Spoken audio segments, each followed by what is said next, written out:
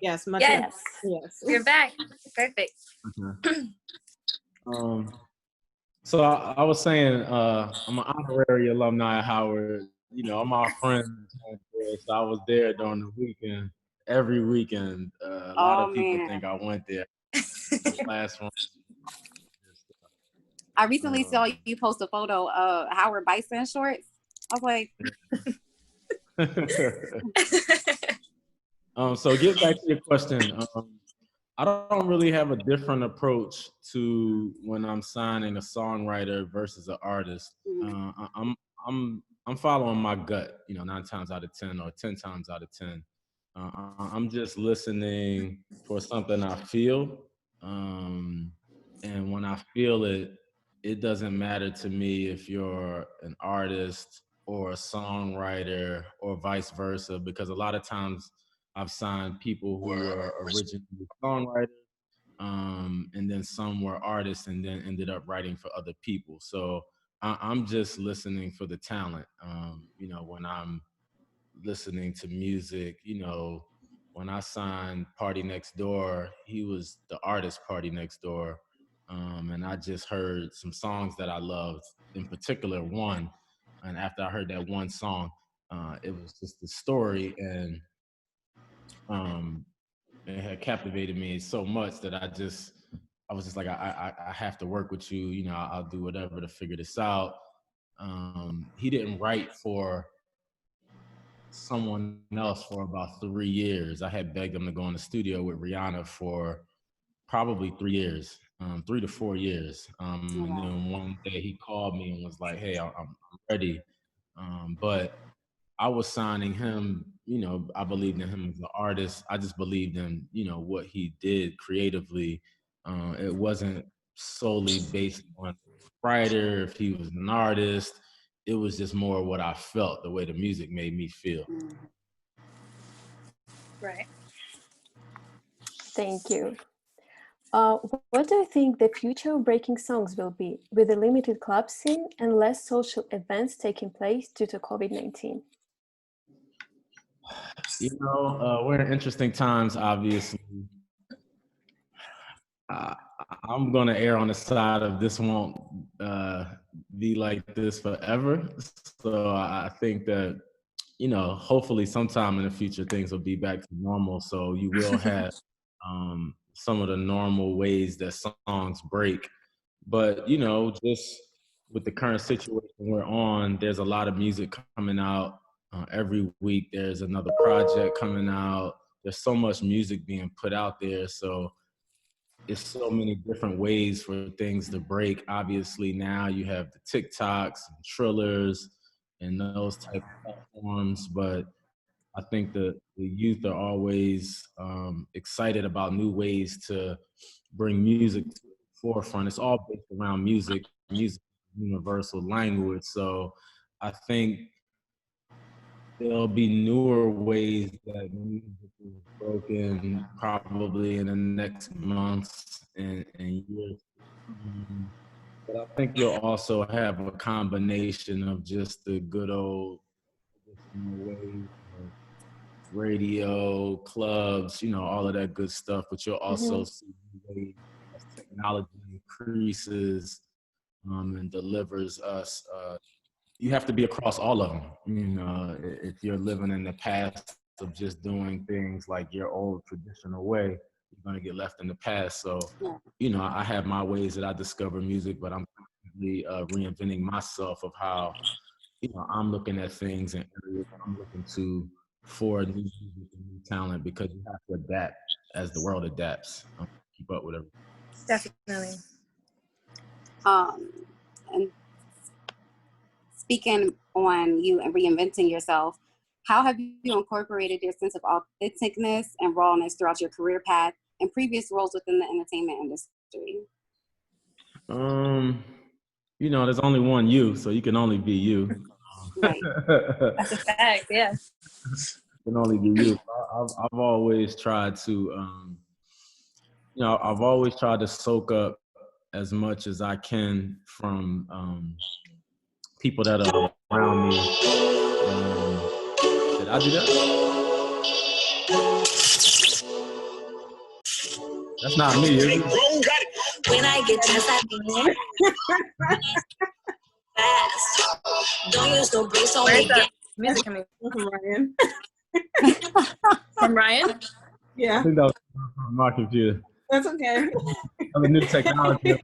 It did sound kind of hard though. It's just funny because that was actually China's song. Oh, really? Well, I'm glad y'all like it. That's funny. All right, Um, to the question though. I was saying that you can only be you, and that's what makes you exclusive and you unique. It's only one you. So I've always tried to soak up as much knowledge and information I can from the others that I'm around.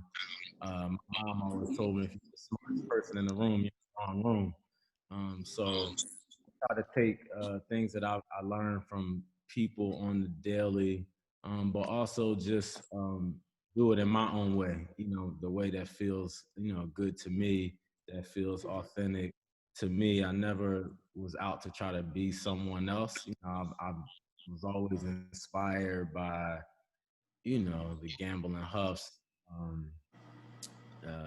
Puff Daddies, the list goes on, Jermaine Dupri's, Timberlands, all of those, Barry Gordy's, all of the people that I watched and heard stories about and, was influenced by growing up. But, as I gotten older and had chances to be around some of those people, I just always wanted to just soak up as much knowledge and ask questions and just observe, but then also take that in and put that out of my own way and what made me Ryan, not trying to be someone else. I worked with Big John, John Platt for a long time, learned a lot, but I still wanted to take what I learned from him, but also do it in a way that made me.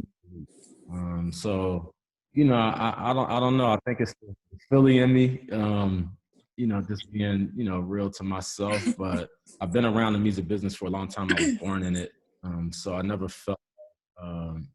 It always felt natural to me. So I never felt like I was trying to compromise myself or change who I was to try to be, a part of it or anything like that. But it always just felt better to me when I did things my way, in the sense of just having my own personal touch on it, and just leading with that.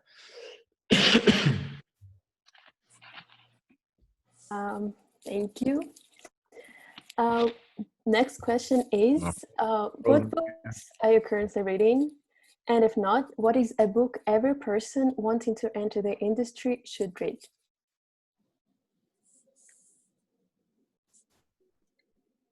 I think his Wi-Fi is not Interesting. I'm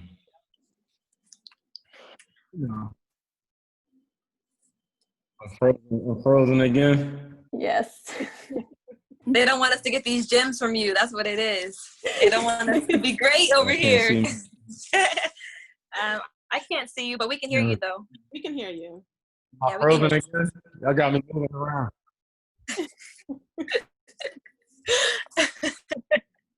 I got me moving around here. Nothing. I still can't see.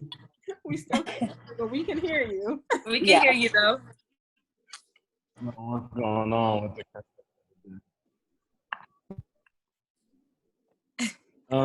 as far as books, it's tough. You can learn a lot from a lot of the books that are out there, whether it's Don Passman's book, Clive Davis's book. There's a lot of information out there and a lot of books that I think are helpful, but I think just as important is the experience. I think in the music business, it's good to soak up a lot of the knowledge from books, but you're gonna learn way more in real time, getting some experiences, internships, from being an assistant, being around, any chance you can get to be around someone that's in the business and just in any way you can, you're gonna learn so much more and so much faster. Some of my own personal books that aren't music related books, but like things that I use on a daily, like the 48 Laws of Power, Mamba Mentality was, really good that I just read for the second time again last month. Just things that aren't directly music related, but apply so much to business. I recently bought a book for my entire team called Anti-Fragile, which is dealing with a lot of things that are going on right now, on how to like problem solve and how to adapt. Confusion, things going on around you that you can't necessarily control, and how to adapt to those situations. So, there's a lot of information out there in books, and I think they all are helpful. But just music specific, I think you'll learn so much more by getting the hands-on experience. I think I've learned, 90 times more from just being around and just being able to learn, not knowing I was learning. My father's in the Temptations, and even when I was a kid, not knowing that I was learning the music business, I was just around dressing rooms, I was at shows, I was listening, not knowing that I was hearing, valuable information, but just being able to look back now, I learned a lot of the business without even knowing I was learning it from just being, present in those situations. So I think there's a lot in books to learn, but there's also equally just as much to just gain from those experiences as well. Agreed. Can you describe the process of setting up a writing camp? Like explaining what some of the best ways for up and coming songwriters or producers to get into those writing camps or sessions. You're talking about for people that are signed to publishing deals or people that aren't? Both.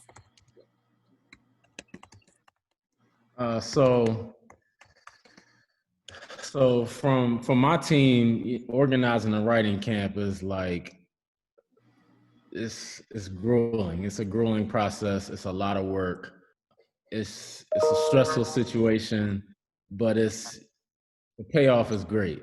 So what we tend to do is we do an annual camp in Las Vegas every year. We've been doing one for I think the last 3 or 4 years, and we have 7 to 8 studios running at one time. Each room has 2 sessions a day. So we'll do a session from 12 to 6 and then have like a break for like an hour for a changeover and do one from like 7 to midnight or whenever the session ends. We'll have anywhere from 3 or 4 or 5 people in each room, and we'll rotate that out the next session. A lot of times people are working 2 sessions in one day. So what we're normally doing is putting 2 or 3 producers in there, and or vice versa, 2 or 3 writers. So what we're trying to do is mix up someone that doesn't do the exact same thing as someone else. So we'll have like some people that are guitar players, keyboard players, mixed with people that have like hard drums and, people that are great on that side. We'll pair them together. A lot of times people that come from different, worlds. And then we'll have some writers, a combination of someone may do melody, someone may be lyrics, and we'll just mix up the energy of the group. So that's what we're planning a lot when we're doing sessions. And we're just mashing some people up, one, to have them write in that session, but 2, just to foster new relationships. Right. Also, just to not try the same thing every single time. So we're trying to mix it up, put people in uncomfortable situations. A lot of our camps are people that have never worked together before, like speed dating in a way. Sometimes it's like terrible. sometimes people love each other and great music comes out of it. But there's a big stigma with quote unquote writing camps. You know, when you hear some of the more established writers, when you throw the word writing camp out there, they immediately are like, no, I don't want to do that. But you know, we've had tons of success come out of writing camps, tons of singles, tons of ideas. I can only stand by, you know, good that comes out of it. I think they're great. I think they're a great networking tool. I think that a lot of songs happen from them more than people expect. And I think it's a great experience for established writers and for new writers, for established writers to get, you know, the new up and coming people, and then for the new up and comers, you get in the room with some people that are more established than you, and you know you can learn a lot. And you know, every now and then you get one of those big records that comes from the writing camp, and it turns out to be a great experience. But it's a lot of work, but we enjoy doing them. We've done a lot this year already, and we're not the only ones. Every publishing company, every record label, everyone's doing writing camps.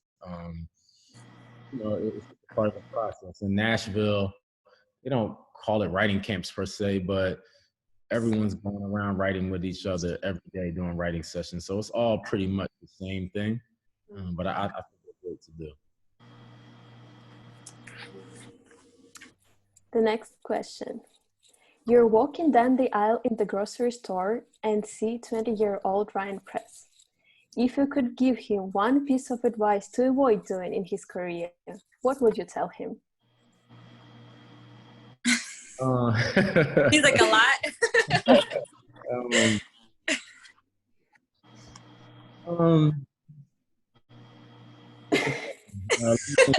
For a second, you know, I mean, nothing different that I didn't know then in a certain way, but you know, I think it's just important for everyone to know there aren't any shortcuts in this. If you cut the corner, you're gonna get the corner you cut. Facts. You know, the things that are gonna come to you and the places you're gonna go in this business are all gonna be on the shoulders of hard work, of dedication, of ambition, of that it factor. It's going to be a lonely road.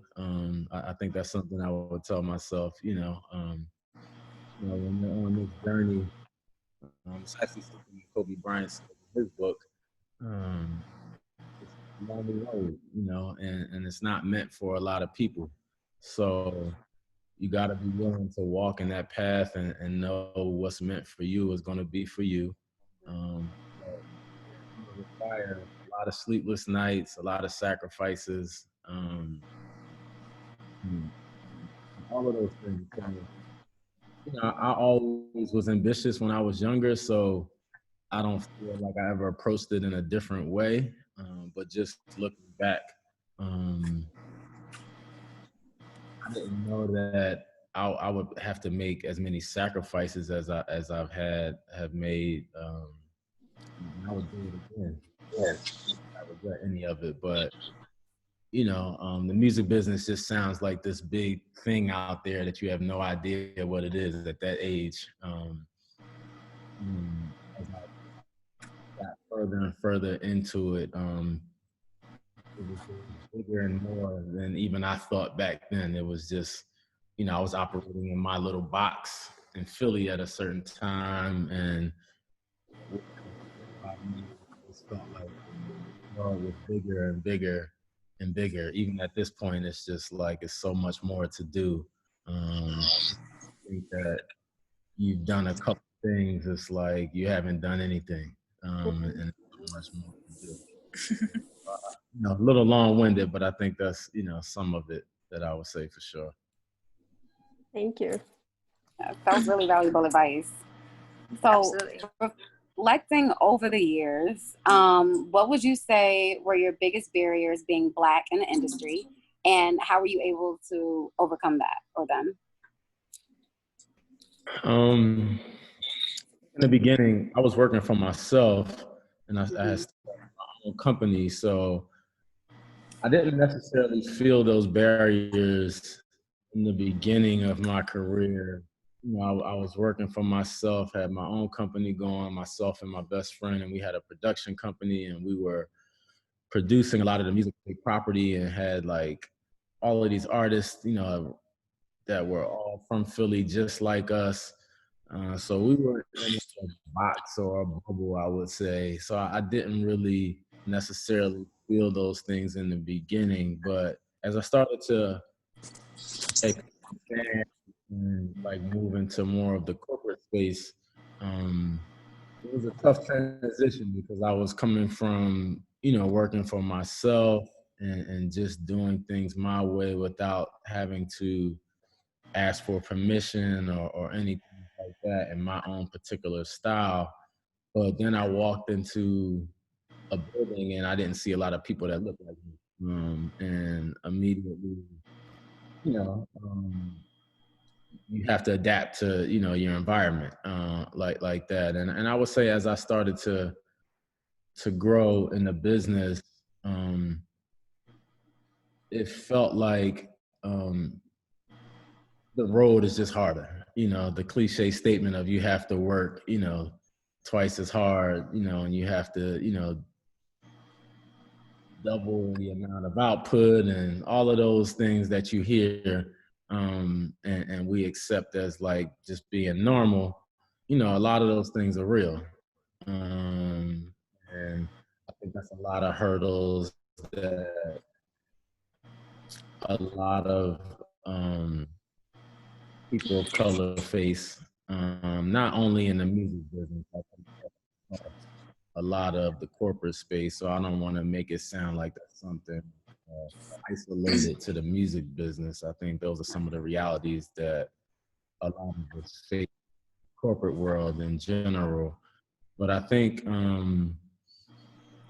as you grow and experience more and you try to achieve more, you know, the road becomes that much harder. And some of those realities you're talking about, some of the things you're faced with, and challenges that are in front of you become that much harder to overcome, and the obstacles become bigger. And you know, you often feel like you can't make a mistake. You have to be perfect. You know, everything is under a microscope. You know, and a lot of those are true. Sadly enough, you know, a lot of those things that, you know, people say are true. You also get into the space of you have a responsibility now to be great at your job to provide opportunity for the next person. So, you know, I think that, you know, people like myself and friends, you know, that they're doing, you know, are doing good for themselves in this business. Not only are you trying to do good for yourself, but you also now have the responsibility of being great at your job, because that's going to help provide someone else challenges out there. You know, I don't personally subscribe to letting those challenges stop me. It just becomes like a challenge to me, and I'm always going to accept the challenge. So, you know, it's a lot to deal with in the corporate space, and I think a lot of those things are changing now, and are going to change. It's a long road, but I think that we're in a time now where some of those things hopefully will change, and the paths and roads will be different for the next generation, like everyone on this call coming up. But that doesn't take away from you still have to be great. You still got to put the work in, and you gotta deliver.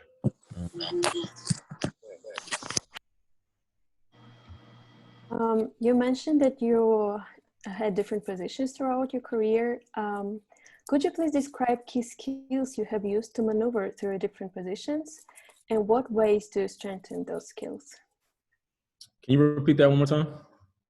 Could you please describe key skills you have used to maneuver through different positions, and what ways do you strengthen these skills? So, you know, I've been in different roles at my company. I've been a senior director, I've been a VP, been a head of A&R, and now the president of the U.S. I've led in the earlier parts of my career. I led with just all, my passion for music. It was just sign and develop the best talent out there. And, it was all about that. Like, I worked for myself and I came from the outside.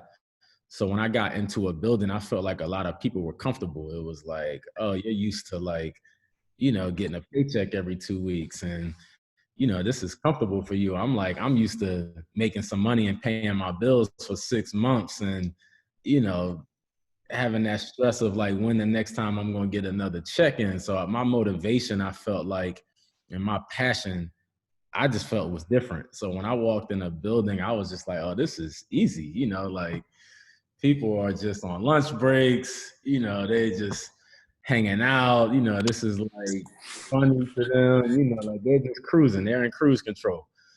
So when I first got into the, the space, it just felt like playground. Like, oh, this is clockwork. I can do this in my sleep. So the initial parts, I just felt like I was out hustling everyone. I was in my office till 8, 9 o'clock at night, going to the studio. After that, I was getting home at 4 in the morning.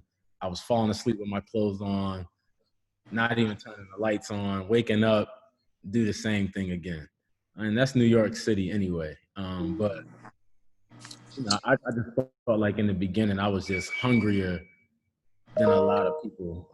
Like a lot of people just like the idea of the business, but they don't like what it takes to really like win and be successful.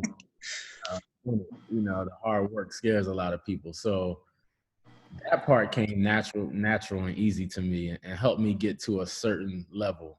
About 5 years ago, Flat, he put me in his office one time and he was just like, hey, if you want to have a business for the next 20 years, you have to take that same skill set that you have and now put that energy into leadership.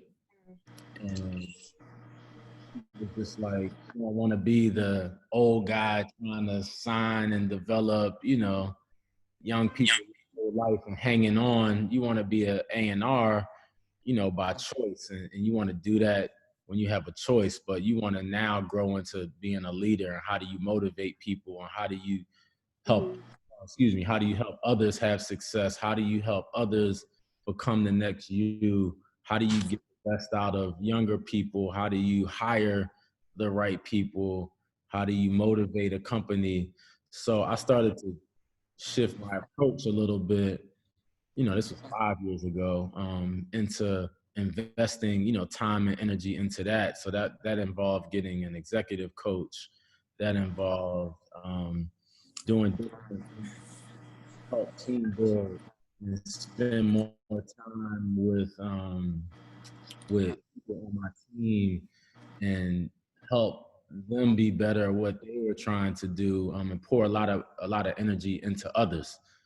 So that helped me once I got that skill set down. That helped me develop into a different role at my company. And without that information and without someone pushing me in that direction, I would still be thinking about, me and my success and, finding the next writer and, all that stuff is fun. And I'm gonna naturally do that stuff. That's where my passion lies.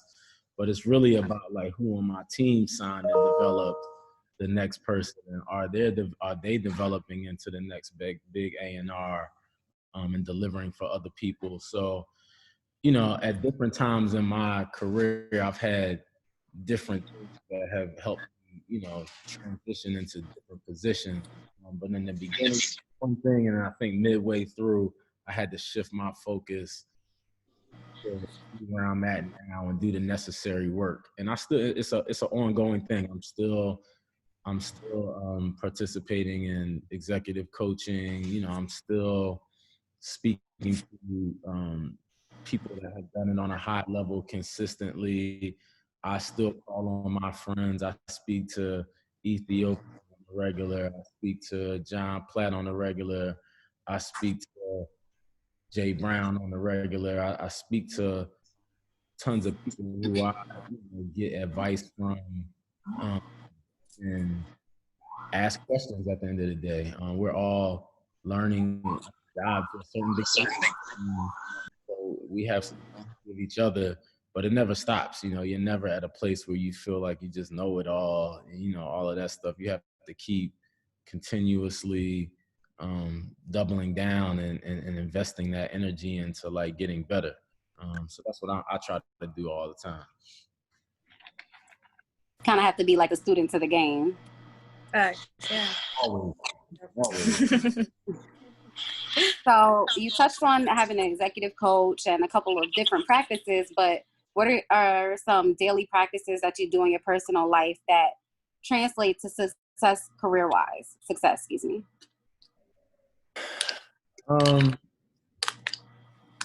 To be honest, in my personal life, a lot of energy and a lot of time is put into this. So I feel like work never stops. It doesn't stop on a weekend. It doesn't stop after a certain time. It doesn't stop on vacation.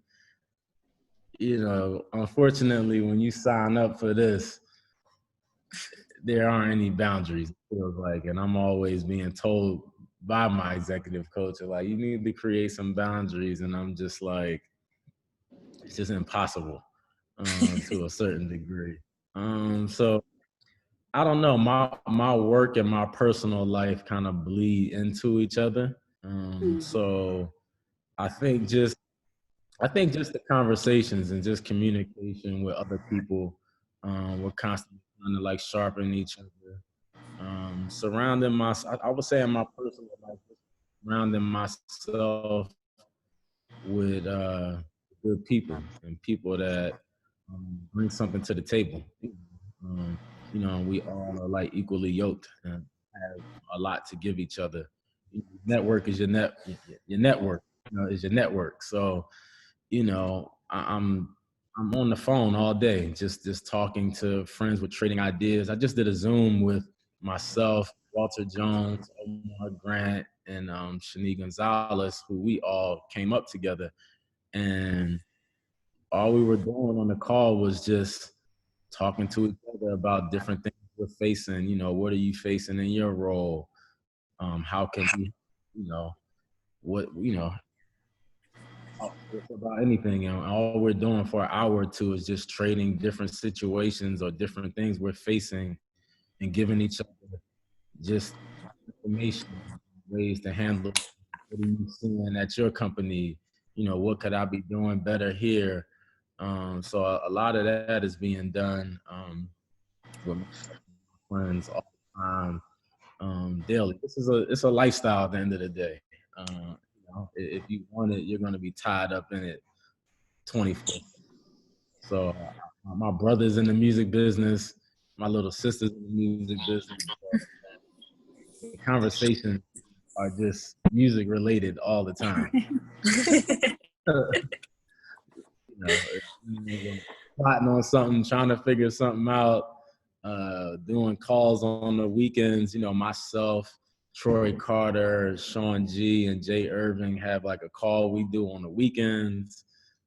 So it's just a constant flow of just trying to just pass that information along. I think a lot of times we don't speak to each other enough about things that we're dealing with or facing with ideas, and so much that we can talk to each other if we just connected with each other, but we don't do that a lot of times. So, that's what a lot of my personal time is spent on.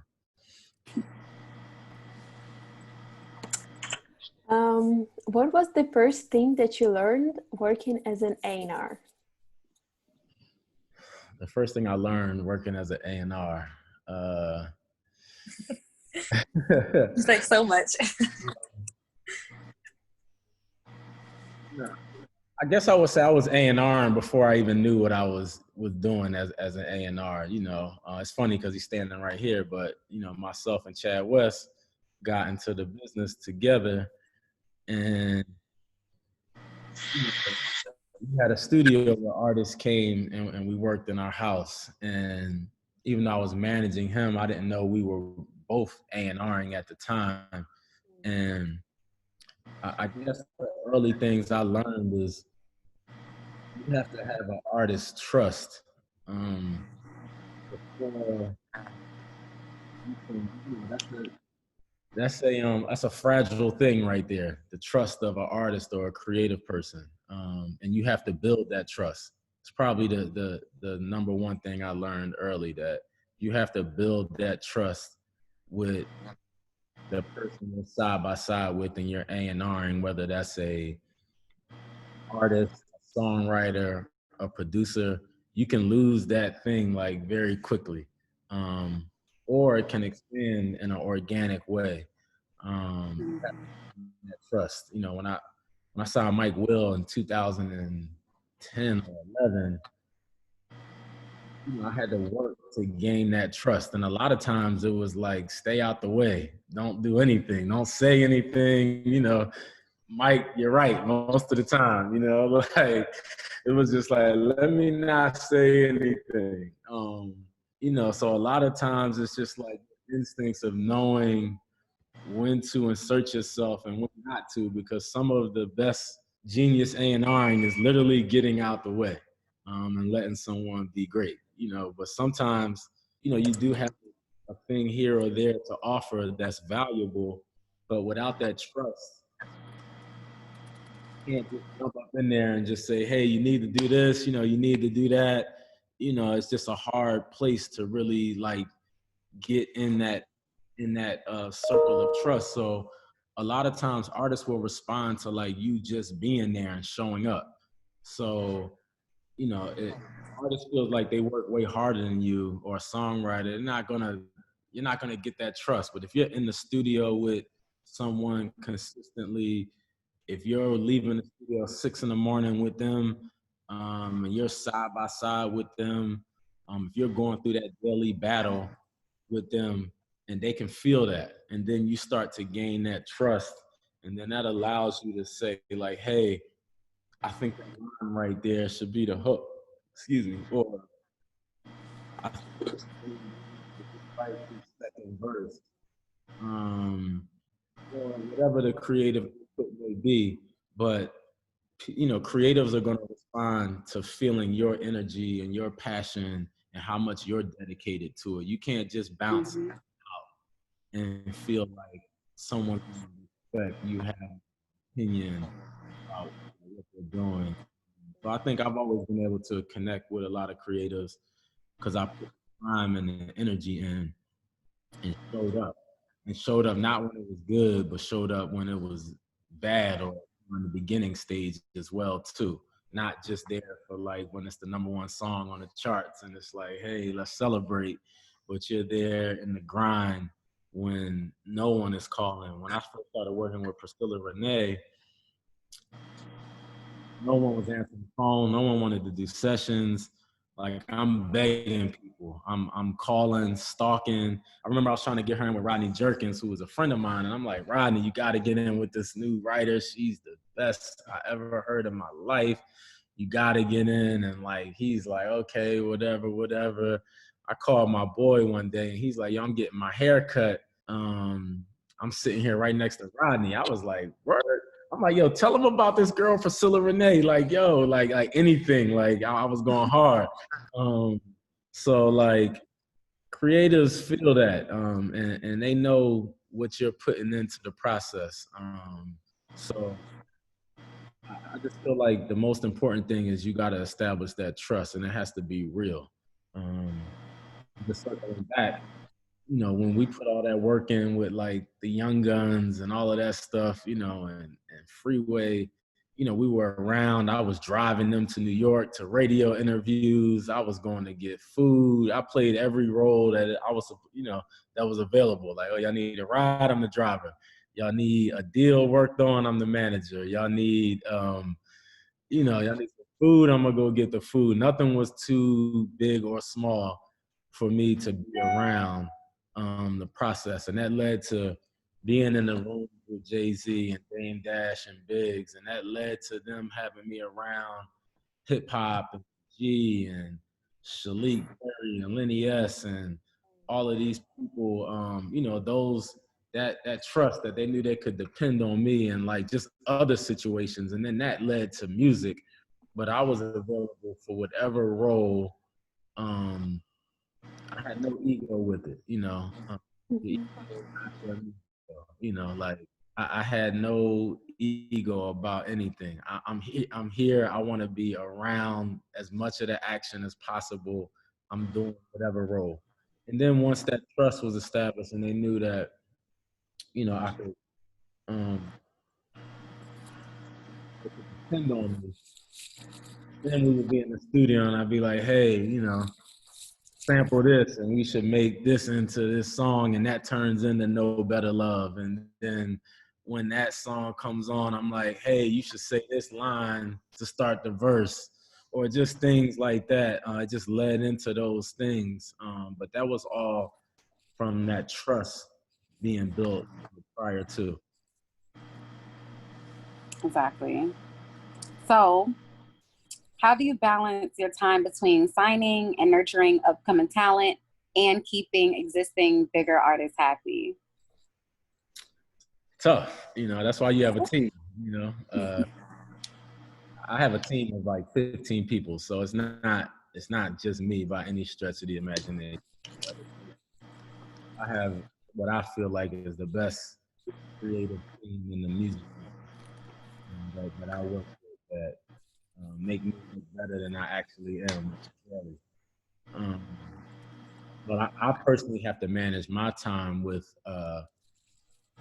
things that are happening from a corporate perspective, to be a leader to my team and developing them, and also finding people as well. So I'm super selective with signings, of not trying to sign too much because I want to be able to personally deliver on what I sign. I'm not out to just collect people, just try to sign everything. So I think it starts with A&Ring yourself, of just knowing what you have the time and availability to be able to really do.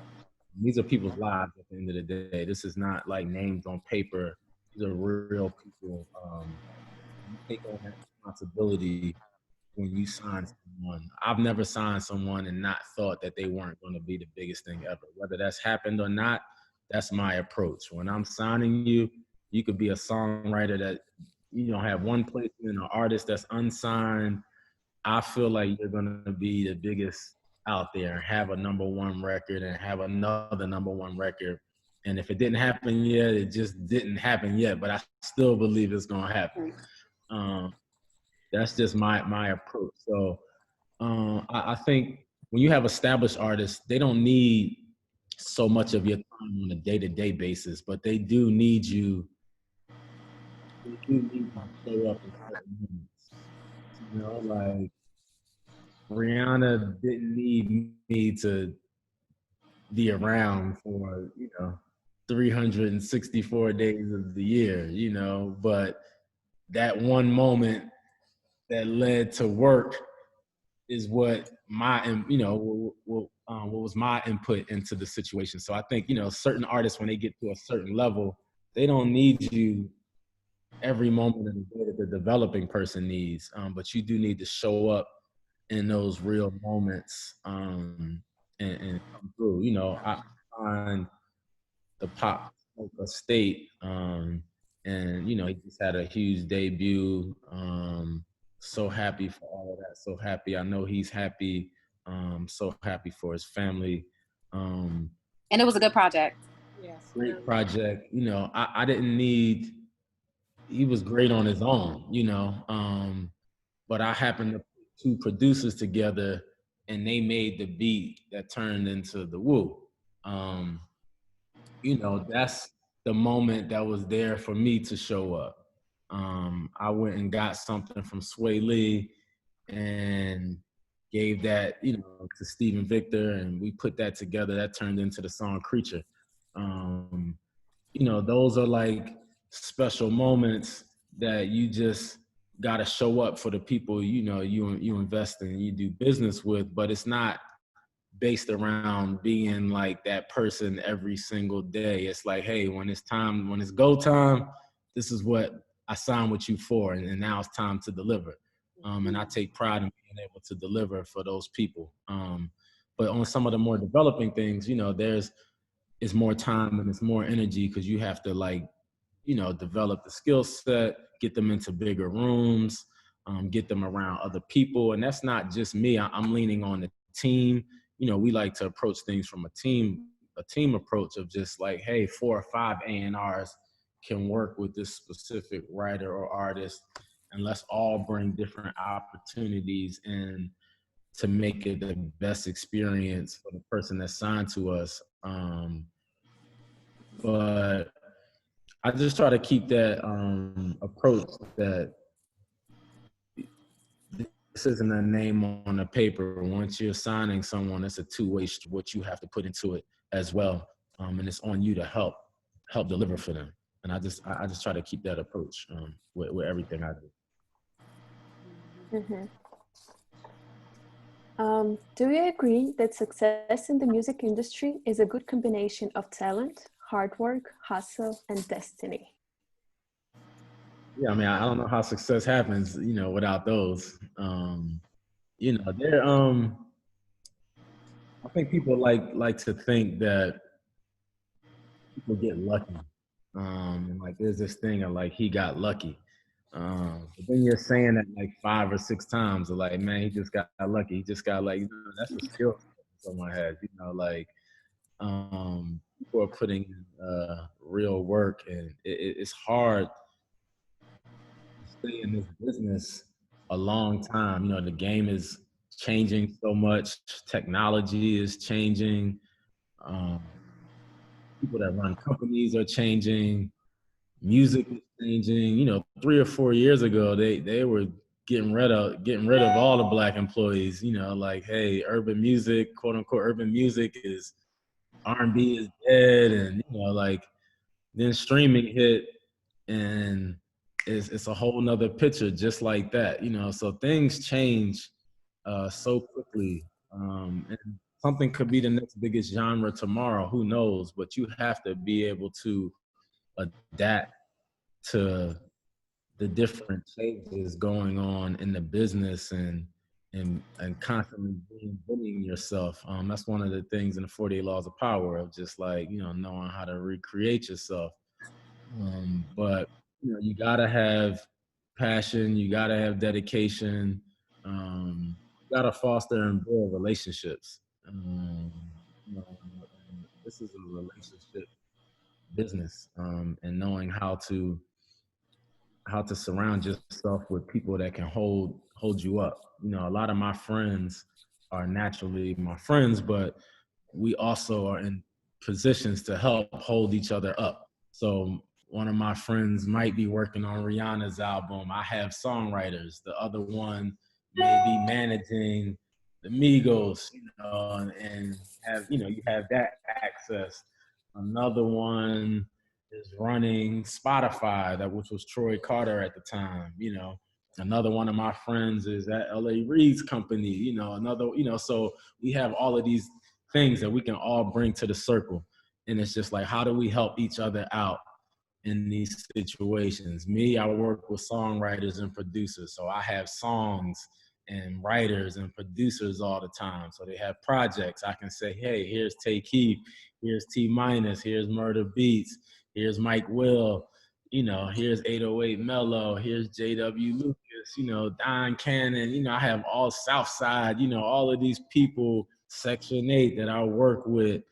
I can always offer, and here's Julia Michaels and Justin Tranter and, all of these people. I have a big access to people that I can have songs. I have other friends, Dallas Martin, he signed Roddy Ricch, so he needs beats and artists, songs and stuff for all of the things he's working on. Then my other friend, does touring. So we're all just constantly in a maze of just running back into each other for different situations. And then that builds like your network and like your friendships and the people that you can depend on to hold you up. all day. I'm constantly putting pressure on people on my team. I'm like, man, I see you hanging out or going to dinner with such and such, 3 nights out the week. Like, what are y'all doing together? What business are y'all doing together? Like, how has that person helped you? How have you helped them? Like, what are y'all doing? And people start scratching their head. I'm like, yo, you need new friends. Like, cause y'all can't get nothing done together. That's not your friend. He likes hanging out with you, but he doesn't believe in you in business, or she doesn't believe in you in business. I'm constantly putting pressure on my team of like, when you're stepping into the business, you could have your friends that you hang out with on the weekend, but like, the people that you're around and investing this time and energy into, y'all got to figure out how y'all can help each other. Going back to my mom, she always used to tell me like, yo, it's nothing wrong with using people. It's something wrong with misusing people. So like, use your network to your advantage and allow them to use you as well. But all got things to the table for each other. And it's also about helping people on things that aren't just the shiny thing at that point. I bring up, my friend Omar a lot of times in the Rihanna situation. He works on her project and he's the president of Rock Nation. Everyone wants to call him and figure out how can they get their song on the Rihanna album. But the other project he's working on, you don't want to help him out on. So it's like, yo, you got to show up for all the other stuff that he's working on as well, because that's going to be the next big artist. And then you're going to try to figure out how to get into that, but you didn't want to help him work on that when it was at the bottom. So, you got to show up for people. You got to show up for people when it's not just the moment, just like now it's number one. Let me call you. Let me pick up your phone. Let me invest some time, and you gotta show up for people. So, I think it's just about having a good circle and having a good group of that all are headed in the same direction. And that can be within any field. That's the same that goes for someone else that's working in a different field. I think y'all all are motivating each other. I like to surround myself with people who inspire me to want to be better. And when I look at something they do, I'm like, damn, I'm flipping. I could be doing this better. Or I'm just inspired by something that, one of my friends did. And I'm constantly just looking at some of the things they accomplished. And I'm just like, it's just a reminder of like, gotta stay focused, man. Such and such just did it. I could do it. And they can give me some of the information on how they got it. I think it's all about the company at the end of the day. So you dropped a lot of gems on us. But throughout your music industry career, what has been the best advice you received? I should have read these questions before y'all.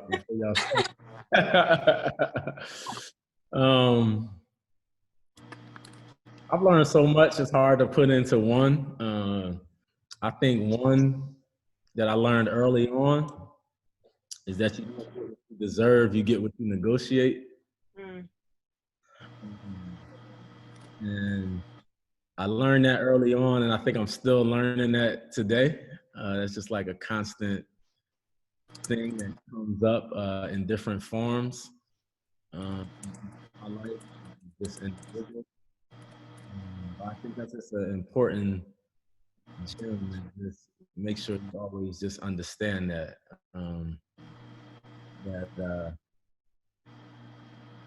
it's music, and then it's the music business. And you got to understand that statement in itself. This is the music business. And this is getting a little bit out of like a hard lesson that I learned, but I tell a lot of people that I work with of like, this is just from my role specifically. When you find someone that you're like passionate about, and like love their music on a personal note, and it turns out to be big, that's like the pinnacle of it all, you know? That's like the great experience of like, you know, that comes, you know, here and there throughout the business. But this is also a business where, you know, you may not necessarily love it on Saturday at 7 o'clock in your house, but if it's number one, you better figure out why everyone else loves it. Right. And not be the so cool person that like your taste is just so elevated that that's not hot to you. You know what I mean? Like this is the music business. So you got to learn how to manage, you know, those situations. I'll leave the names out of it, but you know, Big John was telling me one time, a long time ago, he was in the studio with the producers and they just were hating on every song on the radio. Just like, hey, that song is trash. You know, I hate that song. I don't know why people like that. And it's like the top 10 songs on the radio. And Dallas Austin turned around and was like, man, you need to figure out why everyone else likes them songs and you don't, because you got something wrong and they got something right at the end of the day. So, you know, you got to understand that when, you know, when you're stepping into a certain place, obviously we're all driven by passion. So I'm not saying anything about like not, you know, diving into the things you're passionate about, but you do have to understand that there's a business element to everything that's going on. And how do you make the business element match up with your personal passion? And that, I think you're in a great place. But I'll probably will circle back to just like you don't get what you deserve sometimes. You know, you get what you negotiate. Mm. That's probably Yeah. a hard lesson. Like everyone like diving into this will probably. Yeah. The next question is about video games. What is the best way to go about connecting with and getting placements from video game platforms publishers such as Electronic Arts, EA Sports? How should one begin the process? And what is the most effective way to follow up if successful after your first endeavor? Oh, at publishing companies, they have sync departments, and sync departments are the ones that are in front of pitching your music to movies, to TV shows, to video games, to all of, you know, the other, you know, ways that you can get music out there. Your sync department are the ones that are in front of it. So that's one avenue. Sorry if it's getting loud. That's one avenue of just engaging your sync department. And every sync department should have someone that specializes in video gaming. And we've set up, we've taken producers to EA Sports, to all of the different places you're naming, had meetings. We've brought different video gaming people into our company. They've spoken to a ton of writers, what the opportunities are, how to place music. And then the other side of it is just bringing them to you. That's what the power of the internet is, of just creating your own momentum online.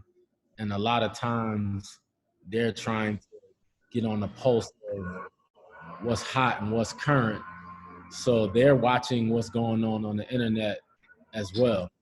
So it's like it's like a two-prong approach. But 9 times out of 10, if you're signed to a publishing company, there is a sync person that handles video games specifically, and they can be that bridge to help get the music directly to the video gaming platforms. The other part is that just because you have a deal doesn't ever mean that you stop hustling yourself, or that someone else is going to do everything for you.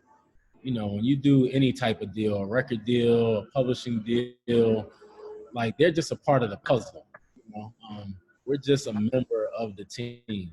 That doesn't mean that everything is to be facilitated and created by that person. In some instances, it can be, but you don't ever want to stop your hustle. Everyone's going to follow the passion that you have. When someone feels like they're outworking you, they're not going to work as hard. But if you're the person working hard and someone's blowing up my phone every day, it's like I gotta be on point. You know, you just won't stop, you know, and they're the hardest working person. I gotta keep up with their energy. I don't want to be the person that they're looking at of like, hey, you're not working hard enough. You know, this is still your career at the end of the day. You can have a bunch of partners and businesses and all of that stuff, but it's your life. Um, like I said, only one you. Other people, they're going to sign other writers, other artists to record deals. They have other chances at success if you don't work, but you have your chance. You're you. So you have to always be the number one person that's motivated by your career and the one ready to take action. Um, that's what I love about the youth is, you know, y'all are self-sufficient. You know, y'all will make the video, edit it, take the pictures, you know, put it out, post it, you know, whatever it is, you know, y'all know how to do it. And, you know, the things that this generation is doing, it took my people, 15 people to figure out how to get somebody to record the song, produce the song, edit it, mix it, shoot the video, you know, like y'all are doing stuff that's changing the game literally. You have to be that same way. You're doing deals with people, just looking at them as like a extra added resource, but you're the energy control the whole process. Ryan, thank you so much for this amazing conversation.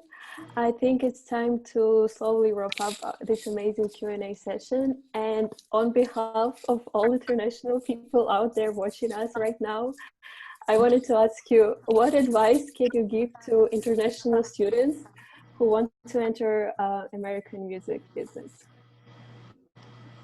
I would say the world is smaller than you think, for starters. I'm engaged in so many conversations with people from all over the world, and the power goes to the internet. The internet and streaming has made the world like so small.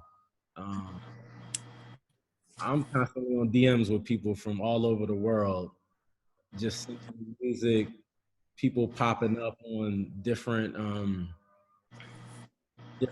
songs, you know, from people collaborating with each other all over the world. So I would say, like, one, just know that the world is not as big as it feels. It's just about getting the U.S., you know, the U.S. business. But there's so many things taking off in so many different areas. The U.S. we're also playing catch up as well too. There's so many sounds and so much music developing, from a lot of stuff coming out of Asia to, you know, everything happening in Africa. Seeing how big the Latin music has been dominating everything all over the world. So it's not as big as you think. So I would say stay curious, stay engaged, like keep reaching out to people. It only takes one person to believe in, to say yes, to be responsive, to help change your life. You know, that I think that's like my biggest thing that I've learned early on, of like, hey, it's tons of people that shut the door on me.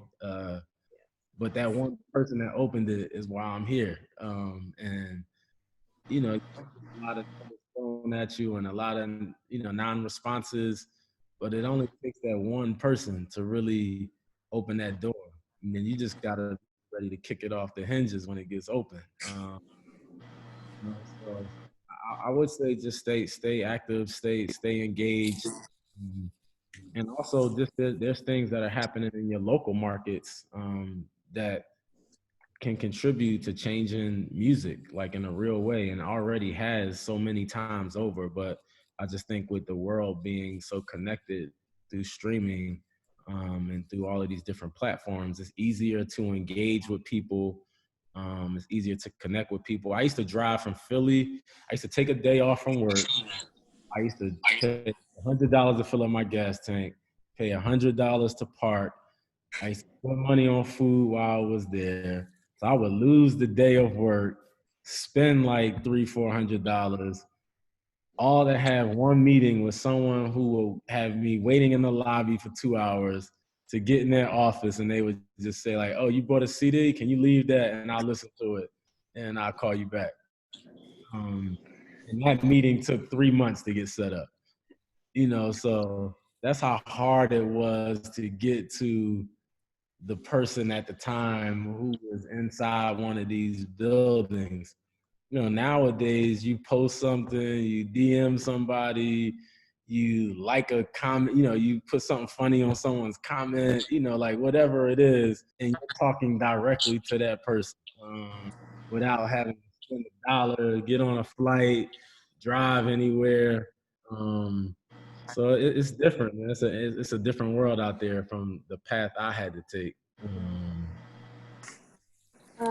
Thank you. Thank you so much. It's such a pleasure and honor to have this conversation with you today. Thank you for your time, and thank you, Culture Fusion, for organizing this event. Yes, thank you, Absolutely. Culture Fusion. Y'all are the best. Thank y'all so much. Ryan, thank you. Thank you to everybody watching, because you can spend your quarantine doing the limited freedom that we have, but you're here. Thanks, everybody. Thanks. Thank you, Culture Fusion. I've been seeing y'all popping up everywhere, by the way. Y'all are definitely That's a good thing. fine. Yep. Y'all got the memo. Y'all are locked in. But I love everything that y'all been doing. I've honestly not been like doing a bunch of like speaking and all of this stuff. I try to just keep it to a minimum because I just don't like to just up in every single conversation. I feel like people just want to talk at this point. But I like everything that y'all are doing. That's why I personally did it. And I like Thank that you. involving a lot of like students and like the next generation of people that are out there and just hungry for the knowledge and want to like get in this business and make a difference. So anything I'm available for to help chime in with my little nuggets and just give y'all anything that I've learned. I'm always there for it. And even if it's about helping bring some other people in to speak and just incorporating some other things that y'all do, I'm always available. Thank you. We appreciate it for sure. And thank you everyone for watching and just following. So we'll be back Thursday with Brian Victors at 5 o'clock. So, we'll see you then. Thank you again, Ryan. I appreciate it. Thank you. Bye, Thank guys. you. Bye.